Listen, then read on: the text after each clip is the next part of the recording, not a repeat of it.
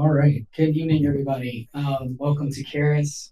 Charis is the South's oldest independent feminist bookstore. We are 50 years old. We are very, very, very proud to be here located in the South, in Decatur, Georgia. We're very glad to have so many people with us online and so many people physically here in the room with us tonight. We got more folks coming. And we're really, really honored to get to celebrate this book with folks whose work we admire so much. We are joined by three of the co-creators of this book, as well as many contributors to this book. We also know this book is made by many people's hands and many people's work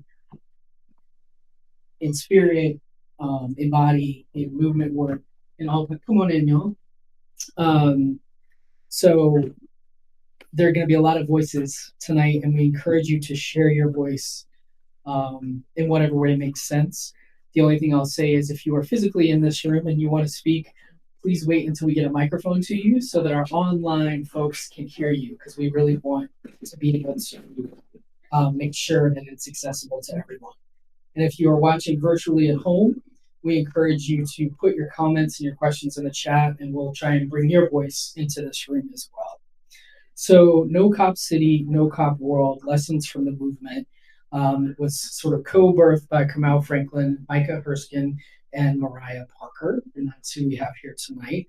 We also have our friends from the Rafat Mobile Library today. Yes. And as we all know, what is happening in Gaza is as bad as it has ever been and worse. We're at really like the worst crisis point that we've been at.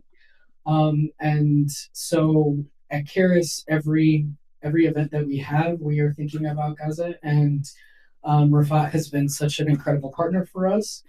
And so we're really glad that they are here. So I'm going to bring Fizza up to share a little bit about what Rafat Mobile Library is before we get started.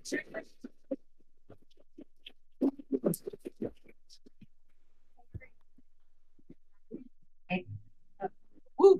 Now we can. Now you can really hear me. Yeah. I am part of the Weelaunee Forest Library, which is a traveling liberation library that was actually born as a result of police violence during the Gaza Solidarity Encampment at Henry.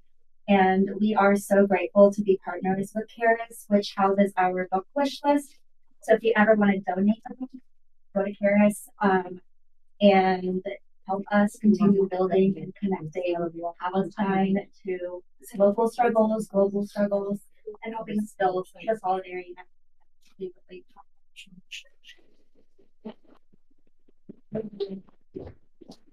So now we're going to kick it over to y'all. I think we're going to kick it first to Micah. So welcome, y'all. Thanks so much for being here. Amazing.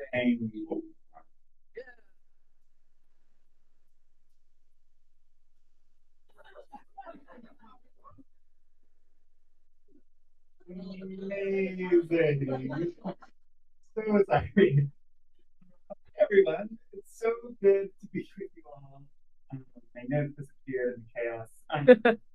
So great to be with you all. Really excited to talk about this book and this movement. And as I'm looking around the room, I don't think there's probably one person in here who has not been involved in the movement in some way. And so, just really excited to be with you all tonight to be talking about this.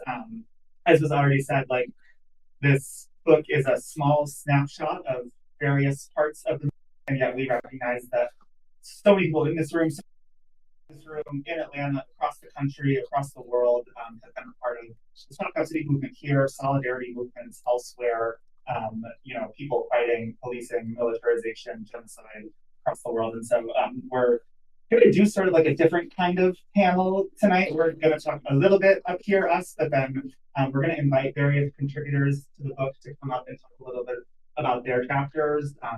We're, of course, going to be talking about the really brutal and awful state repression and how folks can plug into supporting the political prisoners and those facing charges. And we're also going to open it up to you all at one point, because one of the goals of the book was recognizing that our movements are not often good at like trying to take stock of what we've learned when we've learned it, whether it's a win or a loss. And we know that there's a lot of knowledge and a lot of lessons learned that are not captured in the book. reached far beyond. So we would love to hear what you all have learned. So first, I think just we're going to do a little bit of context setting up here. But I think I have the first question, right? Oh, yeah. So Micah, I was hoping that you don't hear me. Yeah. Nope. Yeah. Hold on. Hold on, guys. Sorry.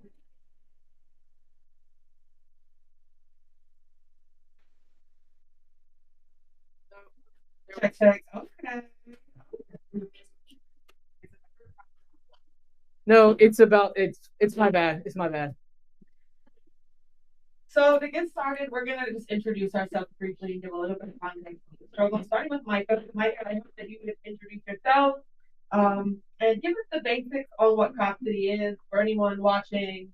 You're in the room with us, who want to know, as well as how the plan came about and why we have today. Yeah. Okay. Yeah, sorry to already be talking again. Yeah, we just want to do like a little bit of context setting about Cup City. Again, I feel like everyone in this room and maybe on the stream knows what it is. But again, as folks probably know, this was proposed in December of 2021, originally a 380-acre police militarization facility. We called it Cup City. Organizers called it Cup City because of the plans of City within it. In the wake of the 2020 uprisings, practice various forms of militarized policing, very much a response to the 2020 uprisings, while also having been, in the works in various forms before that, as part of Ghana's broader approach to policing and maintaining inequality through state violence with, police and jails. The plan, as probably people know, was proposed by the Atlanta Police Foundation, this private nonprofit that basically channels a ton of money into the Atlanta police force, money that comes from major corporations, all sit on the Atlanta Police Foundation's board, and they really are investing in the Atlanta Police Foundation as a way to invest in really their own security, and Atlanta as a place that is safe for corporations to turn their money into a lot more money at the cost of the working class. People resisted it for many, many reasons. Of course, the abolitionists were in full force, no police expansion. The environmentalists, were opposing this destruction of the Weelaunee Forest. Our Indigenous comrades were brought into the movement, talking about the long legacy of state violence and on this land that was originally stolen from the Spoon Creek people. The good government people were mad about the lack of transparency. This was sort of like brought together every different segment of Atlanta, and so that's a super broad overview that, again, probably most of you all could have given yourselves. I just want to make sure we're all on the same page. We're moderating ourselves. So I guess this is where I check. So I guess this is where I introduce myself. So hi everyone, my name is Mariah Parker. I'm a labor organizer here in Atlanta. I came into the movement after 4.5 years as a county commissioner in Athens, Clark County, Georgia, where I worked on abolition policies at the local city level. But I came into that struggle as someone had just experienced, violence in my own life personally, and that kind of animating a desire to abolish police and prisons, which we all turn to as an excuse to disappear folks, as if that is what actually is going to heal our society. And from there, decided to try to take on the state by being the state. And then after that, that's not exactly right. And then it's all like, oh, can we fight the state, against the state? And so that's what I've been doing for, God, is it 3 years now? Crazy. But we wanted to put this book together, having relationships with so many different people approaching this behemoth problem from so many different angles, because it's so important, as Hannah Riley talks in her chapter about journalism, for the people to tell their own story. We've been also up against this massive, media arm of the Atlanta Police Foundation, which you may know as the Atlanta Journal-Constitution. And just mainstream narratives about whose opinion counts and not, who is whose amount or moral outrage is genuine and who isn't. And so the opportunity to give everyone the opportunity to tell their own story and allow readers to draw their own conclusion about how they want to fight this fight that we know will be recurring across the country as these as capitalism begins to fall apart. And so I'm really honored by all the people who put in work to make the book happen. If you did something for the book, make some noise. Woo! No, not making noise. Raise your hand or something. Stop being shy and some passion. Okay. Some like elbow height. And that just speaks, I think, also just the beauty of this movement of like it's never been about just one person. Everybody has pitched in their own unique way, and so I hope you all will do the same this evening. So now, Kamau, if you can tell us a little bit, check. If you can tell us a little bit about yourself and your thoughts on why this movement has mattered so much to Atlanta nationally and nationally. Peace, can y'all hear me? Good. Okay. My name is Kamau Franklin. I'm a founder of an organization called Community Movement Builders. I've been organizing for well over 30 something years now, first in Brooklyn, in Atlanta, and also in Jackson, Mississippi. The reason why I think this movement was so important was because I think probably for the first time in a long time, I think Micah sort of was laying out, we had a movement that was diverse across political, ideological spectrums. We had a movement that was diverse around tactics and strategies. And without building sort of a top-down coalition, which is something I am far more used to, we were able to threaten the city, and I do mean threaten the city, by having all of these different elements come together who worked in different areas. Like one area that wasn't necessarily mentioned was the larger Black community, which obviously was opposed to Cop City for various reasons.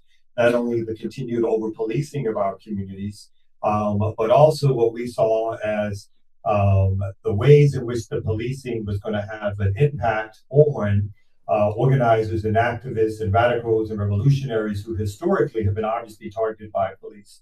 We saw this as an extension post the 2020 uprisings when George Floyd was murdered, Breonna Taylor was murdered here in Atlanta, Rayshard Brooks was murdered, that the understanding of what Cop City was a further assault on our larger community. And those of us who were part of that community as organizers, activists, and other folks saw that right away. And the fact that so many other people also, of course, saw that and threw down, I think was an amazing movement moment that obviously carried this to the point where the state itself brought out every single thing at their disposal in order to stop that movement, right? Murder, criminalization, propaganda, every tool at the disposal of the capitalist project was used to destroy that movement in order for them to build Cop City. So this movement matters because this movement pushed the city, the state, and the federal government to the brink in terms of what it had to do in order to stop the Cop City movement, in order to build their little trap house in the forest. So we're getting ready to kick it over to many of the contributors in the book, but it's really funny. Before the event tonight, me and Micah were like, I don't want to talk. Like, can I moderate? Oh, and Micah was also like, same, I don't know. But I am going to make Micah answer this next question. I'm sorry, Micah, I couldn't get out of it. The first section in the book discusses the power structures and the histories of repression in Atlanta that led to the creation of Cop City. So the Atlanta Police Foundation, the corporations behind it, the media, this like matrix of power that has pushed this facility forward. So Micah, I hope you could talk to us a little bit about that based on your chapter opening book. Yeah, totally. And I realized I sort of started getting into a little bit more the Atlanta Police Foundation, all the corporations and the boards. You know, it's not just the Atlanta Police Foundation. The corporations of Atlanta organize themselves through a lot of different means. Another one is the Atlanta Committee for Progress, sort of this like blue ribbony committee on which corporations, universities, nonprofits all sort of sit on this board and give input and decision making. They wield a lot of power in the city. And so going back to 2020, who was in Atlanta in 2020? A lot of people, most people, great. So like there was some real revolutionary energy in the streets. People were out. Cop cars were burning, windows of corporations were getting smashed. The state took notice of that, and they saw that. And they really, quickly sort of set the gears in motion, not only to try to, reestablish control over the city, but also to signal to corporations and to, the various authorities that even rate like is Atlanta able to borrow money? What's its bond rate? And, like, there's all these municipal finance angles involved, trying to signal to the outside world that, like, no, Atlanta is a safe place for rich upper class white people. Like, you can come here in the tech industry, you can come here, and be safe, and we're going to lock down the city by putting people in jail, by policing people, by policing mainly Black and poor and homeless people. And so, like, just to take what there's so much to the story. But, like, even just going back to that moment post 2020 uprisings, do people remember the Buckhead secession movement? So Buckhead is, the white, wealthy part of the city that basically threatened to secede from the city, take with it, the 40% of the tax base that it makes up. And basically their demand was build Cop City or we're going to leave. I think that there were a lot of reasons that, it wouldn't have happened anyway, but the city, like, freaked out because they, like, losing 40% of your tax base would be completely unworkable for the city. And so that's just to say that, like, the forces of capital are watching, they're paying attention, and they are, like, mobilizing every tool at their disposal. And that's what they did in pushing forward Cop City. Also, in the introductory chapter of the book, Eva Dickerson and Curtis Duncan from the community movement builders, they both talk about sort of like Blackness leadership class and the role of Black formations in the movement in challenging narratives about the support for Cop City among Black communities, as well as Black political elites and white economic elites, coming together to sort of force this upon the public. And so, Kamau, you started to touch on this a little bit in your opening remarks about kind of the role that CNB has played in this movement. I don't know if there's any more you'd like to say about sort of like the role of the Black leadership class in bringing us to the moment of Cop City, the moment we are in right now. I think the role is really important for us to sort of recognize not only about the Black leadership class, but liberals in general, right? So the Democrats, the class of folks who keep us thinking that through the so-called bourgeois democratic society that we have, that we're going to make real substantive changes.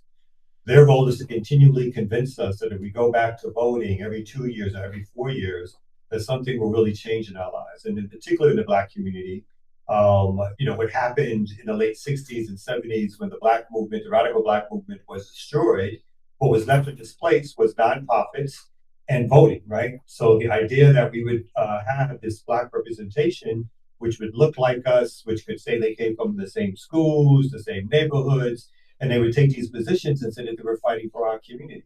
But it's obvious, and Atlanta is a perfect example, that the Black leadership class is the class that has destroyed Atlanta for Black working class and poor people. It is the class that has made the gentrification real in terms of Black Atlanta. Atlanta used to be 60% Black, and now it's 48% Black, right? Still, though, in Atlanta, as that population has decreased, well over 95% of the arrests that take place in Atlanta are of Black people still, right? The homeless population, a significant number of that is Black folks pushed out during the Olympics. So time and time again, what we see is that this Black elite serves as a buffer so that they can make poor working class people still think that the presence of a Black leader somehow means that we all have advanced, right? And so you get the Black first this, the Black first that, and obviously that moves into other communities, right? The first woman this, the first LGBTQ person that. All of that stuff is to make us stop thinking about radical or revolutionary changes, but to think that just one more time, if we had voted for Kamala Harris, she would have done something about the genocide, wouldn't she, right? So it's always one more time, and that's how they continue to either win us over, or at least a large portion of us, a large enough portion of us, so that people are not sustaining kind of a radical revolutionary thought that keeps us in the streets. Appreciate y'all. Now I want to make some noise one time for the students who have been part of this movement. Okay. I want to make noise for Curtis Duncan, who is as an author on one of the chapters, who is here. Curtis, you in the back someplace? Come on up here real quick, Curtis.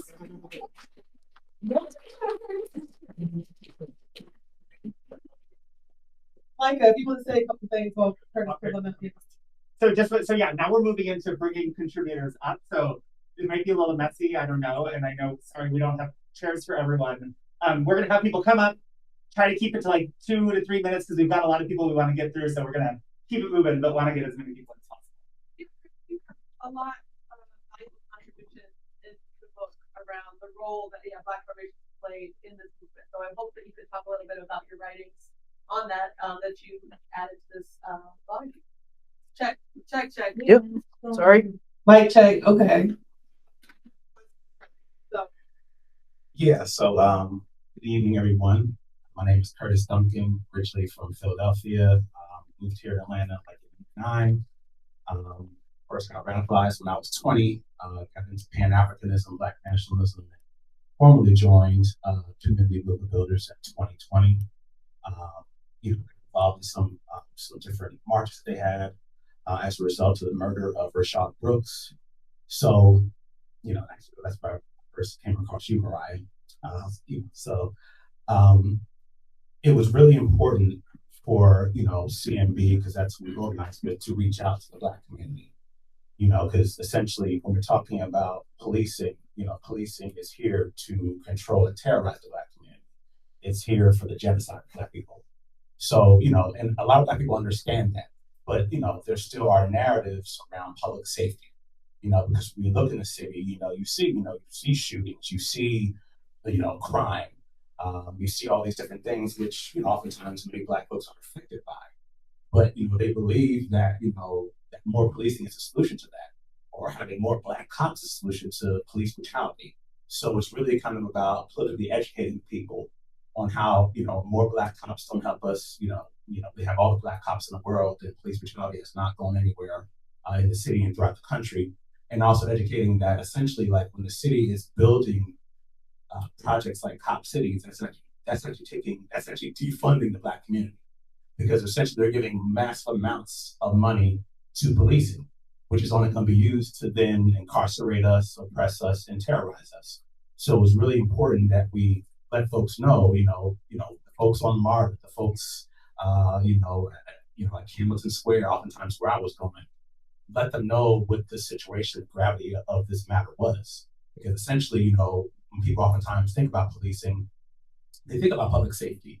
But when you educate them, like, hey, if we just have more trees, in Black neighborhoods, because Atlanta not only is the country's leading place of income inequality in the country, it's one of the leading places of heat inequality. You go into Bankhead, it's 120 degrees on days like this. You go into Buckhead, it's 90 degrees. So that increases the amount of crime and violence that you see sometimes in those neighborhoods. So educating them, like, hey, oftentimes the Black community is in the position that they're in because we have been historically divested through redlining, through all of these different things which the police have enforced. So the policing are not our friends. Oftentimes a lot of folks in our community are scared of them. I would encounter a lot of people when I was gathering petitions who were afraid to sign because they had previously been incarcerated or they had a record. So there's a lot of fear, and understandably so, because like I said, the police are the Klan. And, throughout the South, during Jim Crow, that's how white supremacy was maintained, through Klan terrorism. So, it was really important that we reach out to that community and let them know, essentially that this project was bad. It was going to work against their best interest. And I feel like, we succeeded in that because the majority of Black folks opposed the project. Of course, according to the official Embry study now, they said 48%. I'm sure the amount was more than that if they actually, talk to some of our folks. Thank you. Thank you, everybody. All right, we already had good noise for the students, so I think we can now invite some of them up. Now we're interviewed by Kamau and myself as a part of a roundtable that appears in the book on organizing on campus.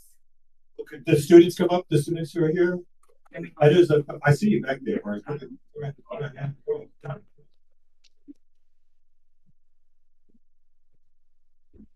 Like the late night talk show. So we're getting clown card this thing. We're gonna put everybody in.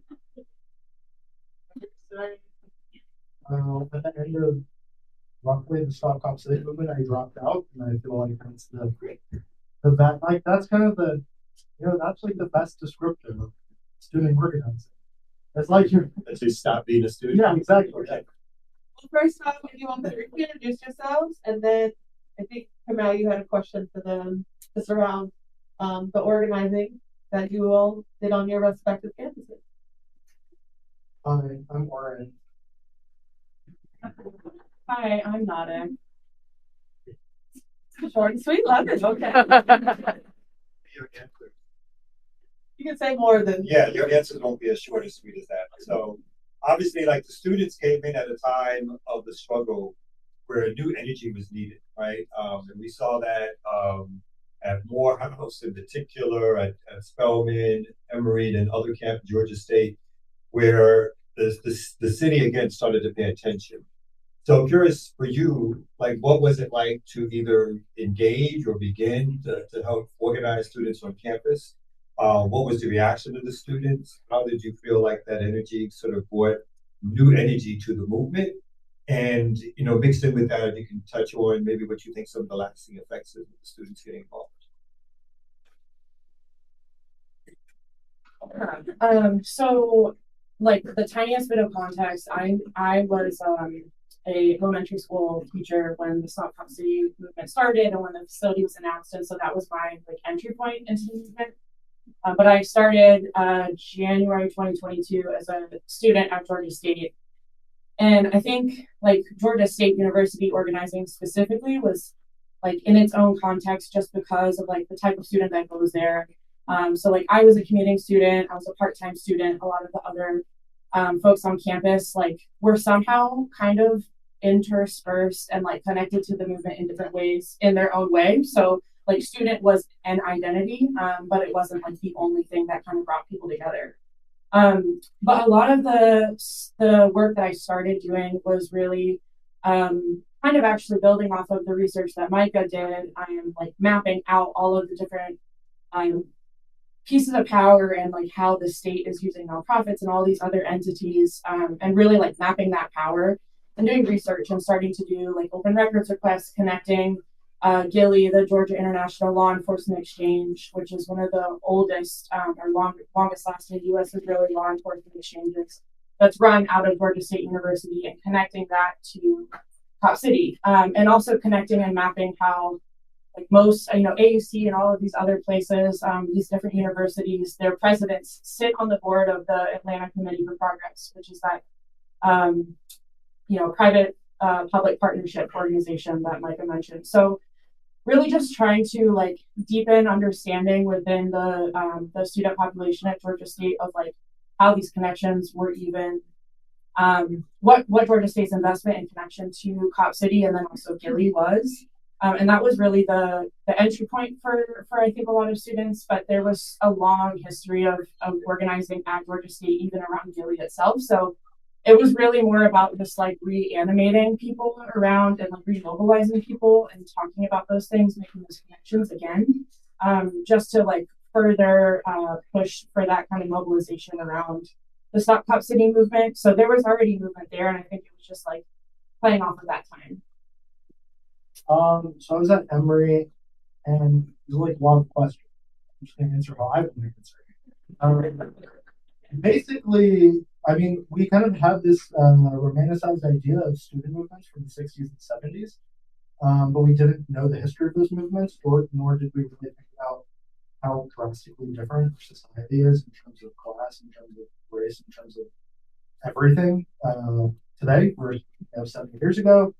And so we have a lot of, I think, confused ideas at the beginning. At Emory, we were also organizing between all of the different schools about what it was that we were exactly trying to do or how we were trying to do the thing. But what's good, I think, is that we came into the movement in like early 2023. And so already, because there were all these pieces that came out on Crime Think and all of these things on the Defending Weelaunee Forest social media, so you would see like people speaking publicly, not being names, publicly. There were a lot of hegemonic ideas, and some of those ideas were like you kind of get to do what you want to do, and we don't tell people not to do things. And also, I think maybe the most important one is this movement takes winning seriously. So this isn't like an activist campaign where we're just kind of talking about the thing that we want to talk about. We actually think that if we take certain actions, that we are able to stop this facility from being built. And all of those things really oriented how we were doing student organizing for basically January or February 2023 up until the spring of 2024 in student encampments where we were just like, whatever we do, if we are serious about it, if we really try and do something, we can have a material impact on the thing we're fighting against. And then that more so than anything just clarified for us, I think, so many ideas. And we didn't end up stopping it, of course, but I do think that just that idea on its own has positively benefited student organizing across the entire city. Many of the students who were involved continue to do political things and have not been spending a lot of time studying, continuing to do things, but this kind of basic idea of we need to act and we need to act in such a way that takes seriously the possibility that we can't win the thing that we are fighting for undergirds all of that. Thank you. Thank you all so much. And I feel like one thing I love to add about the organizing that the students on campuses across the city did was how fluidly their organizing fed into the Palestine Solidarity Movement in the fall of 2023, going into 2024, because Gilly, the exchange with the Israeli, occupation forces was already a part of the conversation because campus occupations had already been a tactic that folks had tried and they learned a lot from and carried that into the spring of 2024. So shout out to y'all for leading the way. In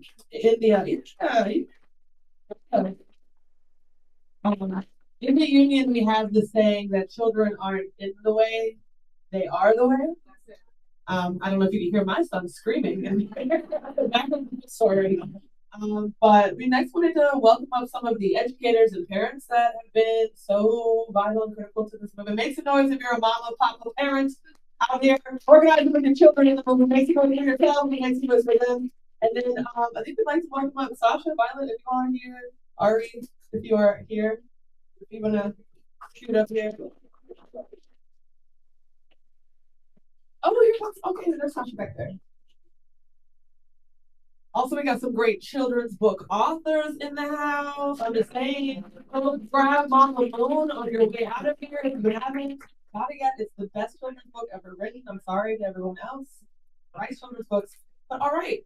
Thank you all so much for coming up and just, being my heroes in so many ways. You all have helped create a movement that, I could be in because I could bring my son and, feel a part of everything because you've helped make children feel so welcome in the organizing that we all do. So I just wanted to start off for y'all talking about what power you feel children hold in movements like these and lessons that you can share about building and using that power. And also, who are you?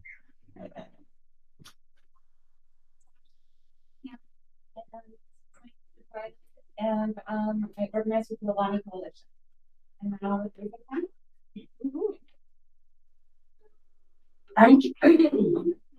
I'm Ari.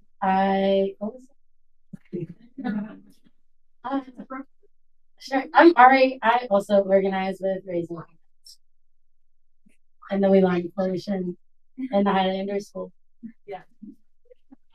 Cool. So the question again was what power do you think children have in movements like these, and how do you what lessons for all of us on how to build and use it?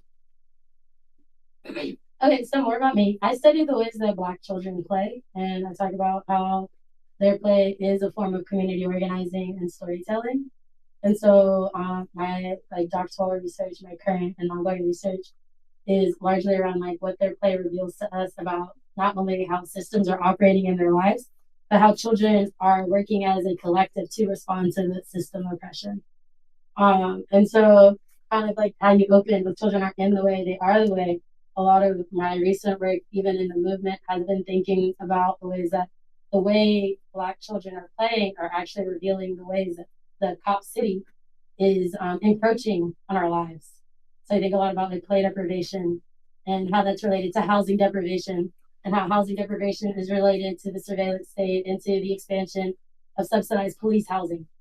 And so that's how children are sounding the alarm. And then the other way I think about children literally sounding the alarm is the voices of the children who get outside. One of them is my Genderqueer Kid remix, who many of you either know or have seen with the megaphone.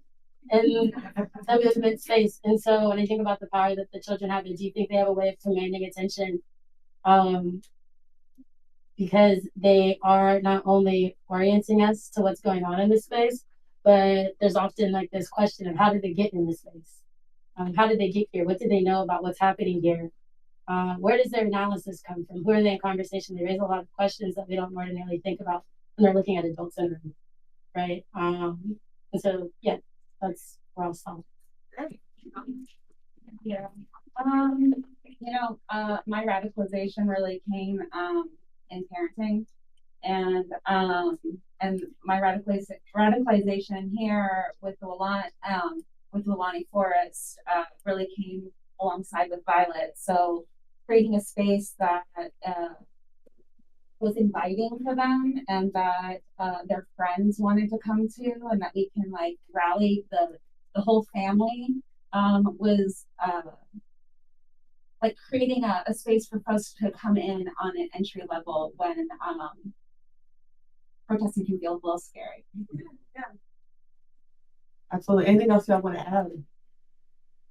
So the other thing too is we've written and we've talked about how children have actually extended a sense of safety to people in the movement. So when I think about our action at the city hall, there are hella police there, but the police were not engaging us because the children are at play in this space. And it actually invited a lot of the city people, like the people working in the building, to stop and be like, what's going on here? Where are the children coming from? What do they know? So there is a lot of provocation happening because the children are playing, and arguably this umbrella of safety was being extended to us by way of the children. And I think about that when both of us mentioned Raising Comrades, where a group of people who are committed to showing up for children and families in movement spaces. And so the way that Raising Comrades actually came into existence was this question of like, how do we make sure we're properly prepared with our children to be in these spaces? And I think that work has brought a lot of families and people who consider themselves the keepers of children back into the movement, where they kind of felt like this isn't safe for my kid. Now we're better understanding of how the kids are actually a part of us creating safety together. Thank you guys. Yeah. So Ari had a beautiful letter to remix in the book, as well as the educators, I think, help unite us all. For here authors has an interview in the book about the Islanders School. Really changed my life, introduced me to y'all, and like as a community I'm so grateful to be part of, as well as all the ways we'll keep organizing together. With that, I'll pass it over to Micah. Yes. Thanks, Al. Camaraderie, to talk a little bit about media. If anyone has read the AJC or another similar publication, you know that it often parrots talking points from the city, and is often sort of an arm of the city in terms of pumping up the city's narrative, the propaganda, always sort of telling us why we need more police. And so, Hannah, you work in trying to shape journalism, trying to shape the narrative. They get pumped out to these outlets. Wondering if you could describe sort of how the media landscape in Atlanta fueled Cop City, but then also some of the work, some of the ways in which the movement tested those narratives. I really feel like I'm on a talk show. I'm going to try to keep this to a tight 2 minutes. I'm going to talk a little bit about manufacturing consent. I think the police state does not exist without a media that is willing to convince us that police are the answer to things that scare us. As people, I think we're really bad at assessing our safety, and media throughout the country, this is not unique to Atlanta, has played a role in helping us to misunderstand what is dangerous and what keeps us safe. So, there's a reason that media will focus on episodic interpersonal crime, violence that is, statistically quite unlikely, as opposed to covering things like housing insecurity or lack of health care, all of these things that we actually know contribute to all of us being less safe. And I think everyone in this room understands that, but it's difficult to get that on a big level when we have media scaring us. It's easy to be scared. So I think when Cop City, when the plans were announced in 2021, this was a place that had a pretty strong arm of corporate media who was ready to just assume that like all of the other projects that they had manufactured consent for in the past this was kind of going to be an easy lift. So, you know, Mariah mentioned the AJC, but I would be remiss to not talk about the Cox family, who owns the AJC, and also Kelly Blue Book. They're the 8th richest family in the country, billionaires. They own a bunch of other car-related things. As you can see, I know a lot about cars. And they own WSB TV in part, Axios Atlanta. And in the couple of months leading up to Cop City's plans being announced, there were, at the time, it was kind of unusual for there to be editorials and op-eds in the AJC. It's gotten more frequent, but there was just a stream of things that were linking at the time, a national rise in violence, which was linked to the pandemic. All of this has been sort of shown to be, again, a trend that was not just Atlanta, saying that this is why Cop City was needed. Folks from the APF writing these editorials without any disclosure of the fact that Alex Taylor, who was the CEO of Cox Enterprises at the time, was leading the private fundraising for Cop City. So I would say for the first year or so, this attempt at manufacturing consent sort of went apace in a way that we're used to.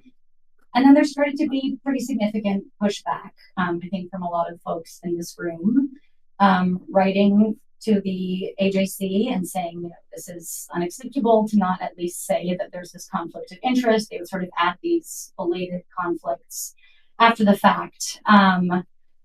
And the organizers sort of came together and realized that, yes, we could try and push our narrative through this massive media apparatus that had a clear desire to see Cop City built, or we could try to build our own infrastructure, which obviously is easier said than done.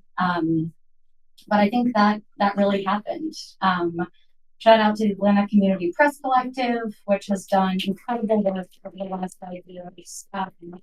Both as like a clearinghouse initially for a lot of open records requests that turned into reporting that then mainstream outlets like the AJC would have to sort of concede and cover on their own. There's something that feels like a turning point to me. I think it was the Daily Show with Trevor Noah came out to the forest when forest defenders were still living there. And they've got their guy on camera standing at the edge of the Weelaunee Forest, and there's just kind of like a random APD officer skulking about, and then a forest defender walking in, and he's kind of like, I'm gonna go with him. And there was this shift in national media. I think I saw Charles here. Shout out to the New Yorker for doing some great coverage on this. It really felt like for the first time, like the city was kind of on defense. And by the city, I also do mean the corporate media that works in lockstep with them. And after that narrative started to shift locally, we started to see, I would say, much better coverage. I think the coverage in general was better outside of the city of Atlanta, aside from our sort of local scrappy nonprofit outlets. And I could talk for a long time about the ways in which media here has enabled violence, especially anti-Black violence, for over 100 years. But I think it's something to be celebrated that they didn't manufacture consent in the way that felt, I think, inevitable to them. And I think there's been a pretty significant lasting shift in the media ecosystem in Atlanta as a result of this. Yeah. I mean, even just the media refer, like these outlets would often call it Cop City. And we were like, oh, it is Cop City. And just on that note, sorry, I said too much. In a recent, so ACPC and the Atlanta Police Foundation were in court. The Atlanta Police Foundation hadn't turned over open records. They lost. They ended up having to turn them over. And at one point, an attorney for ACPC, I think sort of accidentally referred to it as Cop City, just because that's what we all know it's called. And the head of APF was like visibly just enraged by this. And the lawyer who used to be the Chief Justice of the Georgia Supreme Court, I got up there and was like, it's very rude to call it that. Babies.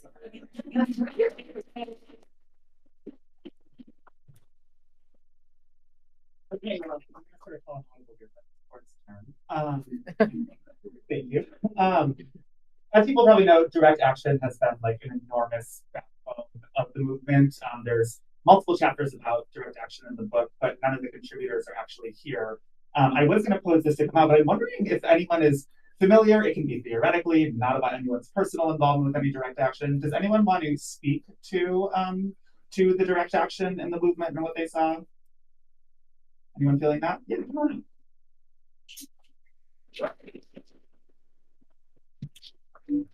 No. Yeah. I think one thing that's important, and when we always talk about 2020, when we situate this, we speak about 2020 in Cop City from like a repression narrative of like Cop City is built from the repression. And the movement is discussed in this way, but there's also a resistance narrative that the movement holds, and like to its bones, I think the movement is about memory of the George Floyd uprising and the challenging of the preponderance of force of the police, because what we saw in the 2020 uprising was that the people can actually overwhelm the police and force them to quit their jobs or not show up for work or run out of munitions or destroy the apparatuses of policing technology in this country. And the Cop City movement kept that flame alive. One of the things I learned from the book is that just in Atlanta, there were nearly 100 instances of arson against construction equipment and police technology, and that had nothing to do with the arson that happened in the rest of the That number also leaves out the other forms of sabotage, which were happening in Atlanta and around the country, which is a fantastic number. And the city has not convicted a single individual for any of those persons. They're unable to find that data. And so this part of the strength of the movement is keeping the memory of the George Floyd uprising alive. And it's not just a repression narrative of, oh, the uprising happened, and so we need to destroy this forest to prevent that from happening again. It's also that, oh, regular people with simple tools can challenge the preponderance of force of the state and force them into a position of retreat, and Atlanta kept that memory alive.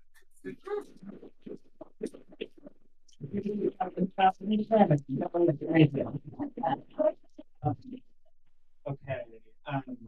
Next, we're going to move on to Mariah.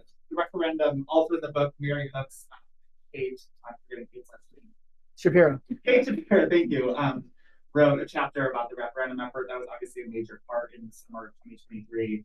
Mariah, wondering if you can sort of just talk about the role of the referendum effort and your reflections on it. Sure, yeah. So it's crazy to think now that I one time sued the city of Atlanta for not accepting the petition I submitted to them to get this Cop City on the ballot before requesting this process open, by which then throughout the rest of the summer, 116,000 signatures were gathered to determine whether, to have the question of whether or not this land should be leased to the Atlanta Police Foundation. Did that question get put before the voters of Atlanta? 116,000 people, being more than the amount of votes that Mayor Andre Dickens won when he ran for mayor the first time.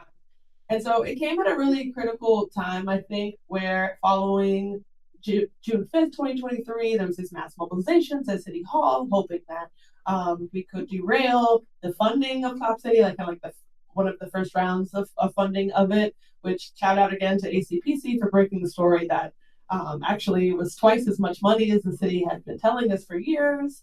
They've been lying to the public, which then helped drive a lot of the mobilization.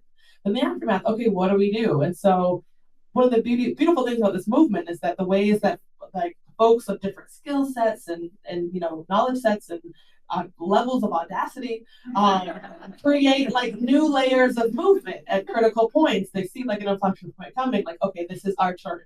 This is our time to step in and help hold this flame. If certain tactics will have extinguished themselves, or just a new moment is coming. And so, the referendum effort was announced it felt like 5 hours later after we'd all left City Hall at 5 a.m. But it was a beautiful moment of base building where using this very least common denominator method of talking to everyday average folks about democracy, about the sanctity of the environment, talking about over-policing, talking about just transparency and good government through, engaging folks in collecting these signatures. I think it just took the movement to like a new mass scale and like invite in these new actors who maybe didn't have the audacity to what our comrade just was talking about.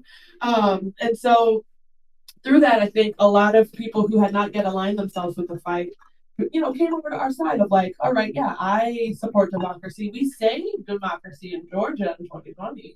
But like Senator Warnock and Ossoff, like I love democracy. Like, give me that pen, let me sign the thing. And aligning with us against the Democratic Party operatives that walk up on stage with the senators or whatever when they come to town, but don't actually want us to vote on the matters that that define the quality of the air we breathe, right here in Atlanta. And so I think that was a very radicalizing moment for a lot of people who previously maybe only leaned on electoralism and now saw that like we just really need people power. We really need a diversity of ways of engaging the state from outside and not on their terms in order to take them down. And I think those reverberations are still felt to this day. Make some noise for yourself if you collected some signatures in the summer.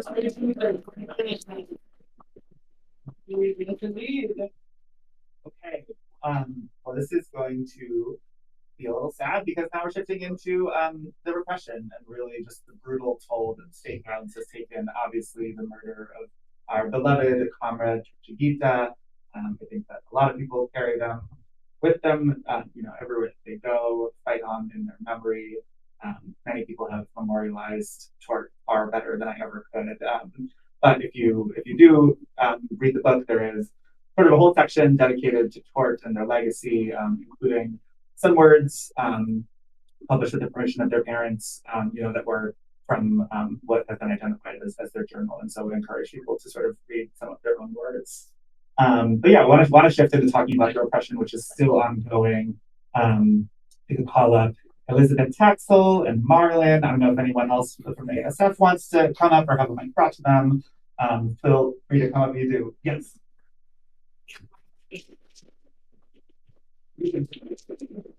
No, okay, great.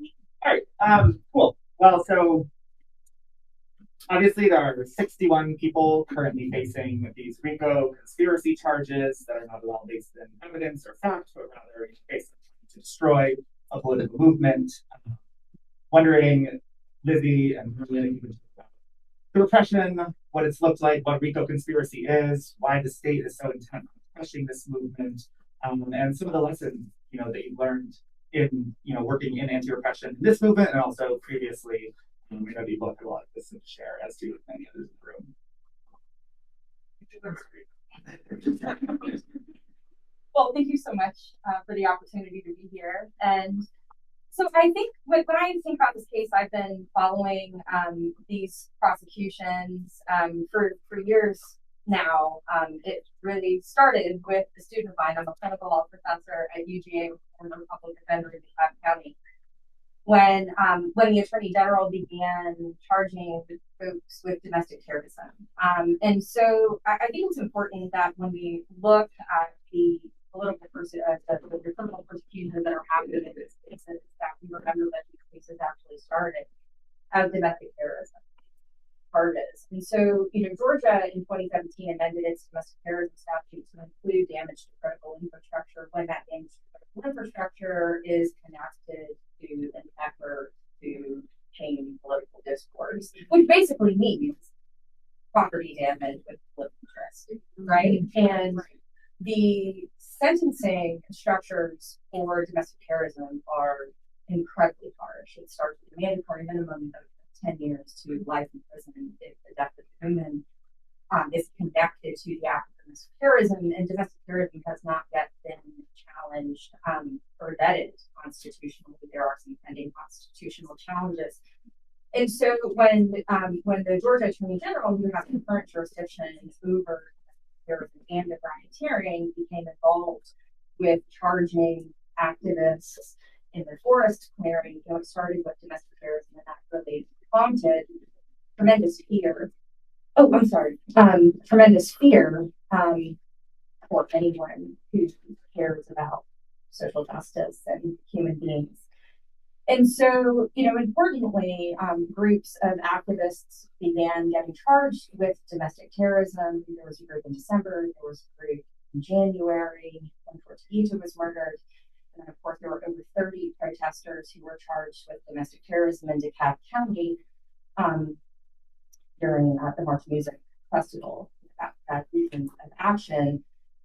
And it was at those individuals' bond hearings that I think many of us learned that you all were being investigated and surveilled. And then the Atlanta Solidarity Fund, who all of us who have worked in the social justice space have known, admired, and loved, longer you've known of your existence.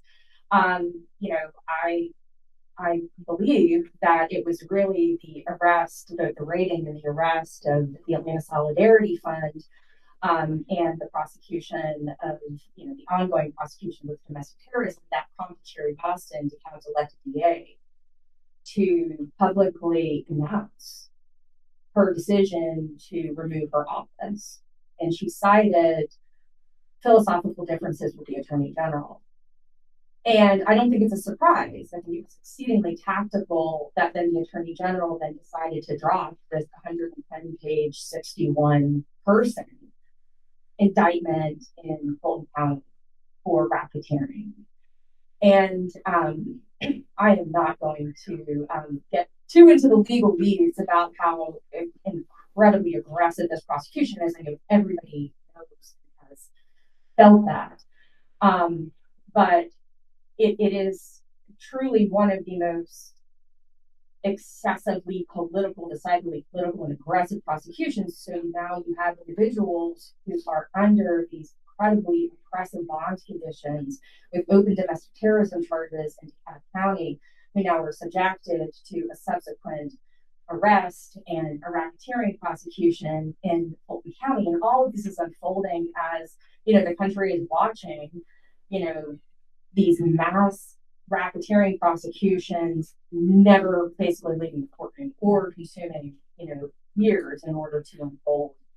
And it's just this glaring example of this weaponization of the criminal process to shut down a political movement. And the nature of conspiracy prosecutions is that they're very capacious. They can capture a seemingly innocuous act, an act that is, unquestionably protected by the First Amendment, but nonetheless try to tie it to this really elusive, as some have pointed, imaginary conspiracy. But the reality and I don't want to speak for the defendants, I speak as an attorney who defends people in the criminal punishment system, is that it is a really complicated and large criminal prosecution that's very difficult to defend itself. And so you just see this really intense, aggressive weaponization of the racketeering statute, kind of venue shot to subject individuals to not only aggressive prosecutions, but successive prosecutions. And they're using every single tool imaginable to repress, from the seizure of personal devices and private information to utilizing bond conditions and to really tying people up in years and years of litigation. So it is a terrifying thing. Yeah.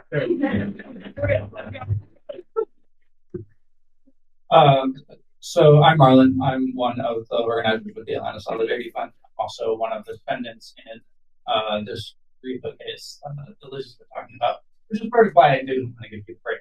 I think enough about this case, like on most days. I don't really want to have to go for that. Because he did a great job. I think a lot about repression of social movements generally, far before the city movement. I've been thinking about these questions along with folks that I organize with. We organize pop watch groups to address the kind of like police violence that happens against activists, as well as just like people who are in neighborhoods that are targeted by the police. We organize the Atlanta Solidarity Fund to respond to the kinds of political repression that happens. And so I've seen a lot of this kind of thing over many years, like more than a decade at this point in Atlanta. And there's a kind of way that organizers always talk about repression as part of any movement. It's like, oh, it's bad that the police have arrested the protesters. It's bad that there's brutality. These things are because of capitalism. They're because of the injustice of our society. These are examples of this. That's all valid and important. But I would encourage folks to study the Cop City movement specifically and the repression of the Cop City movement. Like, buy this book if you haven't bought the book. Like, study this stuff because it is a vision from the future, and it's relevant to what is happening now and what's going to happen next to many other people all over the country. And basically, I think that that the lessons that we can learn from seeing what repression looks like when it's taken to its limits. Like Kamau said at the beginning, the type of repression that was unleashed against the Cop City movement was not like the repression that was used against previous political movements. And that is notable, that is important, because that is the type of repression that will be unleashed again and built upon the next time the powerful feel that amount of threatened. And they will hopefully feel that amount of threatened again someday. If people say that they're going to create the kind of world that they say they will. So yeah, I mean, what are those kinds of repression, right? Like the police beat people up, they arrested people. These are things that we're kind of familiar with happening to protesters. And then they murdered somebody. And this is the kind of thing that, maybe rhetorically political activists understand as a thing that happens in the world. Certainly it happens in other parts of the world. Certainly it happens to many people in Atlanta all the time. But it's not something that's really been like integrated into our understanding what the stakes and what it could mean to be a political activist as part of a campaign within the store. And similarly, like Lizzie's been talking about, they brought these vast conspiracy RICO charges against many, many people who hadn't been involved in doing any particular like frontline activism. And threatened them with decades in prison. We are still threatened with decades in prison. We may go to prison for decades. We'll see what happens, in the next 20 months. These are the kinds of threats that everybody has in the back of their mind as some kind of like concept of like, yeah, this has happened. It happens to like the Panthers in the 70s. It happens to people in Palestine, in other like politically threatened areas. But it's not the kind of thing that activists have integrated into our model of what is at stake and what it looks like to be doing the kind of work that people are doing. And this is part of what has led to the kind of paralysis that I think that we're seeing nationwide now. Is that when repression breaks the meter, when it goes beyond the bounds that everybody had kind of built into their model of what society looks like, everybody gets a little confused, a little paralyzed. They don't know what to do. They don't know what's safe to do.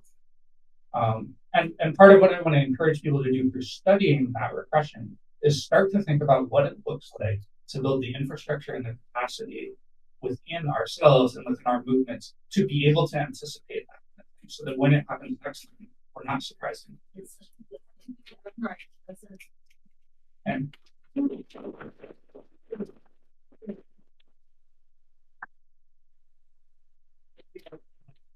I do want to quickly mention just a couple ways that you can support the RICO defendants.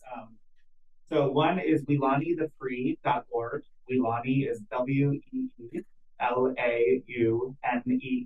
WeelaunEeTheFree.org has a ton of information, including individual fundraisers for specific defendants, but then also a collective defense fund. So you can go to WeelaunEeTheFree.org. There's also a bunch of updates there.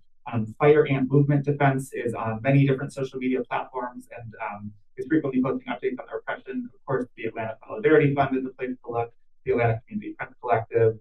And then also, a lot of people who are on this case facing these charges are from different places. And every time there's a hearing and they're forced to come, that's an enormous cost of money, resources, time, energy that people do not have. And so I would encourage you to donate to individual fundraisers, but also there are even people trying to organize housing for people when they come here. And so there is a form to fill out. You can see me if you or I don't know if it's a form, but whatever it is, I can help connect you to get people to help host people if needed. So that's on the repression. Thank you. These candidates, and I know that they're bogus, and so we just need to continue to shout for each other and defeat these charges. Before turning it over to anyone who wants to speak in sort of a similar way that we just did, just a closing question for Kamau and Mariah to have anything. Something that is sad and I think hard to grapple with is that ultimately, despite the many brilliant statistics tried, the strategies that we tested, the lessons that we learned, we didn't win, right? Cop City was opened. It was opened in a smaller form, in a more expensive form, in a much more controversial form than it was ever intended. And so there were lots of victories along the way. But also, we're not here to this is not a victory tour where it's it's not like a celebratory book. It's a book, that, as Marlon said, is looking forward on there will be more fights and there will be more times that we're trying to do this. So, wondering if you can both talk briefly about what's happening in Atlanta now. How do you see the legacies of the movement continuing? Anything else that you want to share?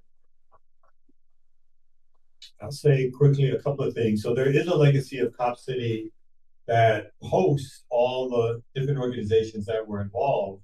You still have the People's Campaign, which is actively taking the energy of Cop City and making it a spot for folks who want to continue getting into organizing to do that, right? It's a mass-based organization. It's a collective for folks to come into and to flow into, and it's starting to expand its work beyond Cop City. So I think it's very important for folks to understand that although, and I'll touch on this a little bit, although the Cop City movement, at least in my mind, is over, there are still branches of work to be done, not only the support of the political prisoners that we just talked about against repression, but also making sure that we're finding ways in which we collectively still come together. So one of the things that this talk has brought out is that many of us have not come together in the same room since the ending of Cop City. We've not come back together to decompress, to strategize, to talk about what next. And a lot of that obviously is because of the repression, just the feeling of this is over or this is done, or people retreating, people having infighting in their own different organizations or collectives, or people just needing a break and trying to get back to their real life, right? So there's in a lot of ways, what we are seeing or what we should be seeing now is that it is time for us to really build the next movement, right? And that doesn't always happen because we do sit in rooms together, because when Cop City started, it wasn't like everybody sat and planned, or everybody knew what was going to happen. But the fact that at some point that movement became the central movement for not only Atlanta, but in the whole country, was because people dedicated so much time and energy and organizing effort to the diversity and tactics in which we just got finished talking about. And I want to make sure that we understand that even amongst the diversity and tactics, and all of those tactics are needed, the next movement has to have centered direct action as a primary tactic for how we stop things or how we scare the city, the state, and the private corporations, right? We can no longer ever go back to thinking that nonviolence or using so-called nonviolent marches, where we come when they tell us to come, we leave when they tell us to leave, we never think about taking the streets, we never do anything more than what they tell us to do, or do anything to make a real movement take place to stop the state from doing what the state wants to do. So when we think about, when we leave this room, not only reading about the lessons are only applicable if we also start using those lessons for building the next big movement in Atlanta. And so that's the takeaway for me. It's not about what Cop City was, and quite frankly, a lot of times I'm tired of talking about Cop City. What's the takeaway for me is that a movement was created. That movement fought a good battle. That battle was not the war. There are other battles to fight. And we all know this. And now for those of us who've taken our time, that we've recovered, and maybe it's some new group that starts the next movement. But we have to start figuring out, how do we continue to challenge them so that they don't think that they really won.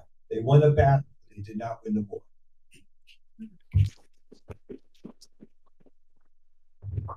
Every time you said the next movement or the next battle, my mouth started watering. What's going on in there? But y'all, how much economic impact does the Super Bowl have? Quick pop quiz. How much economic impact does the Super Bowl have? Okay, what's up? What you got? Like, what do you mean? Like in sales? Or Sales, yeah, money for rich people. They say 600 million. 600 million. So next year, the 2026 FIFA World Cup will have 8 games in the city of Atlanta, each with the economic impact of a Super Bowl. I'm gonna say that again. 8 Super Bowls worth of rich people dancing on the graves of all of our dreams for our city. It's happening about 315 days from today. So when we talk about what the next big movement is, when we talk about what the next big battle is, we're already facing the battle right now. We're already in a housing crisis where Mayor Andre Dickens has said he pretty much wants to do urban cleansing on the unhoused people of the city. He doesn't want them anywhere near the city. He has said as much himself to his press. We're already dealing with a cop city that got built where they're going to show off the fancy new tactics they've learned on us to appease the rich tourists that are coming here 300 days from now. We're dealing with the fact that a living wage in Georgia is $24 an hour. Who's making that? Camera folks at home, no one raised their hand. No one's in the room. We're dealing with that right now, and it's only going to get worse when 300,000 of the world's richest people come here for a month to make this city their playground. So I'm assuming you're here because you want to. We don't have to wait around to the next fight to come along. The next fight is here. The next big opportunity to polarize our community, to really answer the question, which side are you on? Are you on the side of the rich people who are going to become even more massively rich? $600 million going into times 8 going into their pockets for these big events happening? Or are you on the side of the rich, of the working class people that are going to be flipping the burgers and making waffles and driving the Ubers and doing the concession stands and get beaten by the cops and dragged out by ICE so that you all can have your nice little fun time visiting from Switzerland? Which side are you on? And so I hope folks are taking this opportunity really seriously to seize and thinking about how we can base build to have greater power of numbers to meet that movement. How we can answer this call that Kamau has raised of how to intelligently use direct action to really get the city to listen, to get these rich, powerful corporations profiting off of this to listen and get to work. We don't, you're right, we gotta recoup, we gotta woosah and move on, but also the time for that has kind of passed because we gotta get to work, y'all. We gotta get to work, y'all. And so I say that as somewhat of a warning, but also gives me a lot of hope.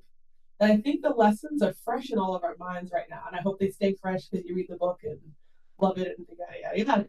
But let's take that knowledge. Let's take what we learned and let's put it to work now so that we can win this time. Victory is 316 days away. If you want it badly enough today, it's all in with that.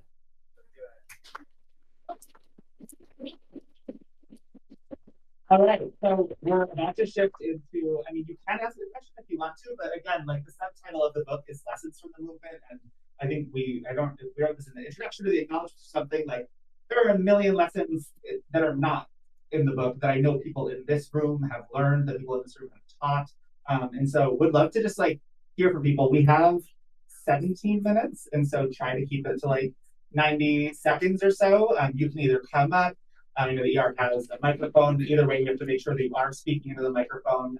So definitely do that. And while people maybe are lining up or either maybe indicate if you want to come up and we can call on you. I just want to say that fights here impact fights other places too. The Pittsburgh City Council just pressed pause on a plan for a cap city there, where people were actively making the connection between Atlanta and Pittsburgh and saying, we don't want what they have in Atlanta. They were organizing against it, and Pittsburgh, just stopped it for now. And maybe it'll come back, maybe it won't, but that's a big deal. Even when we think about wins, we need to think beyond Atlanta as well.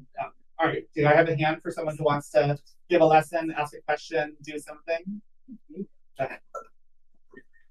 Hey, I just wanted to let folks know that there is an activist calendar. It's on activismatlanta.org. So we try to just add any kind of activist events coming up. So let us know if you have any to add. We are Lemoore, Georgia, spelled the French way on Instagram.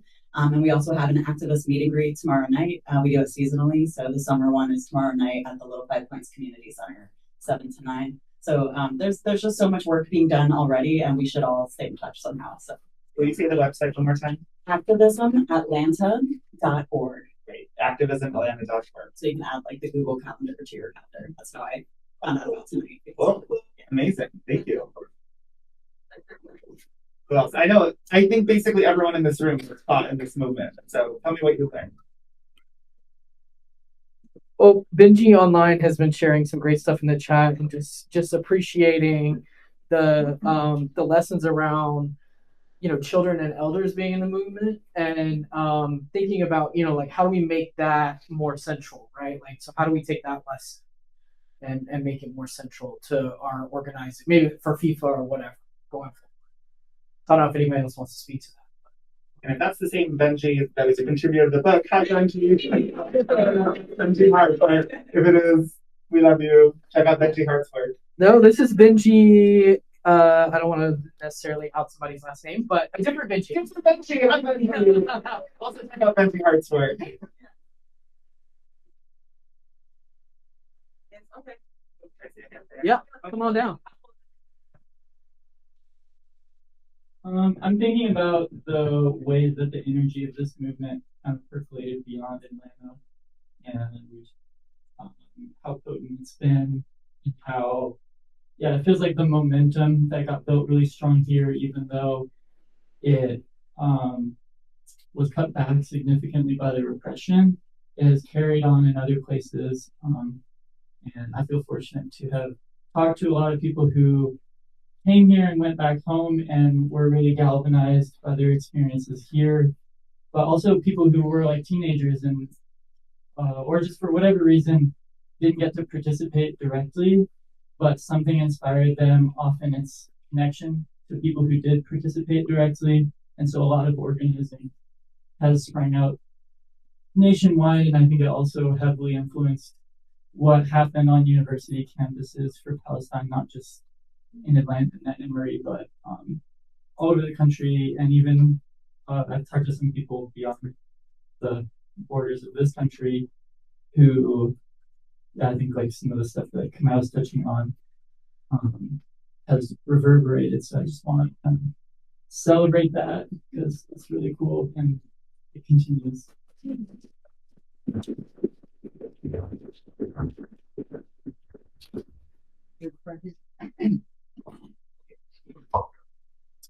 Hello, everyone. I apologize if this question seems a little bit self-serving, but I'm coming from Philadelphia. I'm an independent journalist, and I've been covering our reactionary policing system that we have in the States for a little bit over a year, a short documentary. And I guess I'm asking the best way to capture or get testimony from folks here in Atlanta. I'm here for the week. Trying to get testimony as well as whether it's visually or some way to capture the repression and the events of what has happened here in the city in order to sort of package it and bring it back to folks where I'm from, as well as showcase the way that the state does not care about your perspective, your opinion, whether it's politically, whether it's where people lean for or towards against something, it'll just do what it wants to.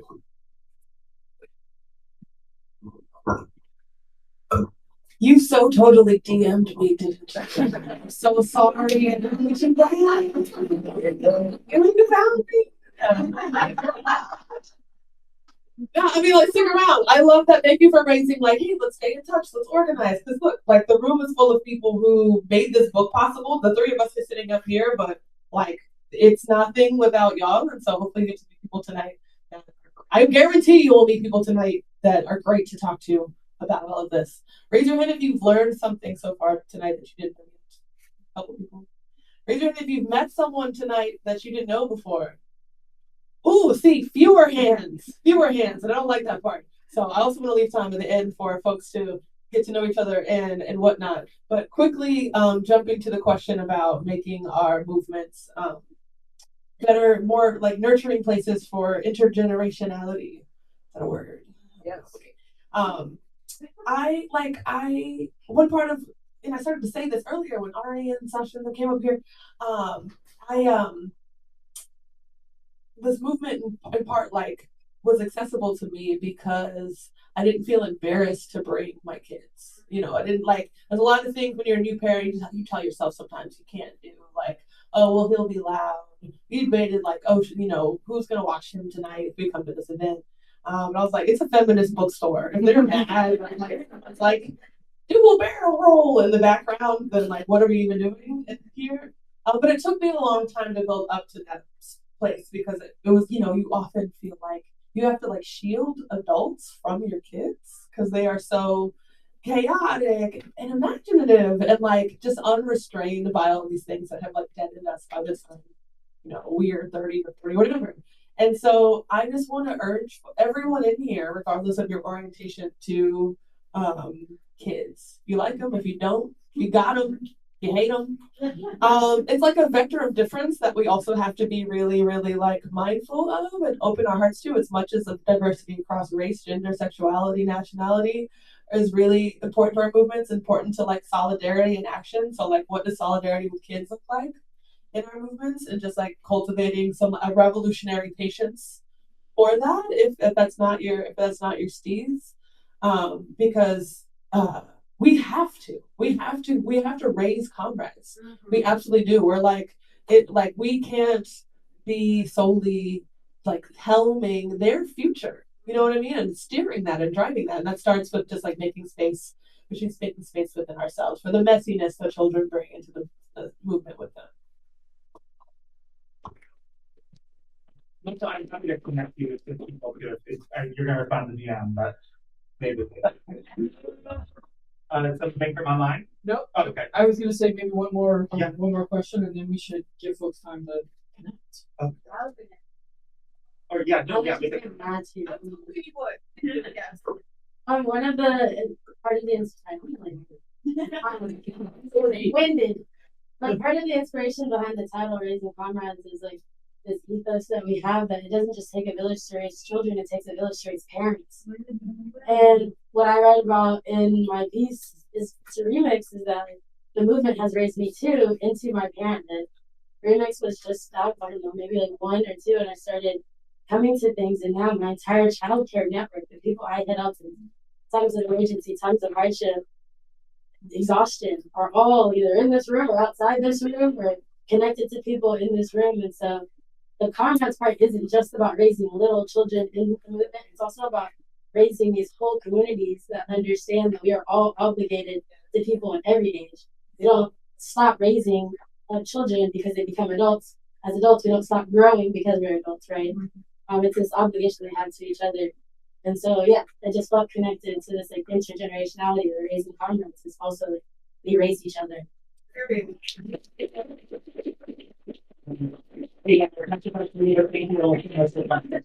need to raise up the Kia Rogers' name. Yes.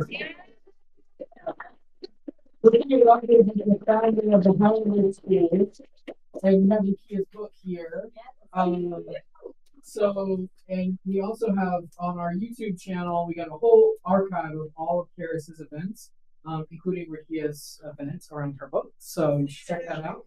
And also that event was really about the children of the Weelaunee movement. And so some of the folks who were up here were involved in that. So that's a really cool like time capsule if you want to go back and check.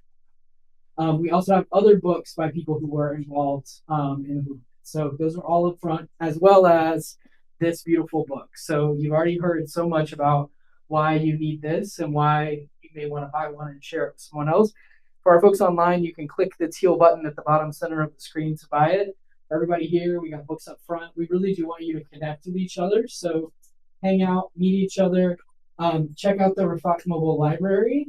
If you would like to buy a book and donate it to the Rafat Mobile Library, you can do that. You just like buy a book, walk it over, hand it to them. It's very easy. If you don't have your money like that tonight, that's totally fine. But they do also have a wish list on Charis's website. It's very easy to find, and that's always appreciated as well. So I just want to offer deep thanks to the three of y'all for convening us.